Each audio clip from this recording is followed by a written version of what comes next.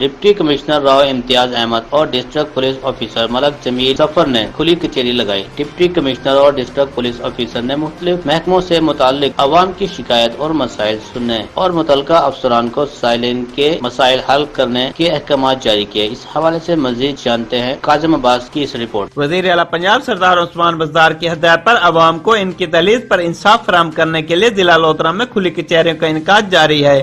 Municipal committee Dunyapur کے حال میں کھلی کچہری لگائی گئی۔ ڈپٹی کمشنر لودھرا راؤ امتیاز احمد اور ڈسٹرکٹ پولیس آفیسر ملک جمیل نے کھلی کچہری کے دوران مختلف محکموں سے متعلق عوام کی شکایات اور مسائل سنے۔ سائلین کی درخواستوں کی سماعت کرتے ہوئے متعلقہ افسران کو سائلین کے مسائل حل کرنے کے احکامات جاری کیے۔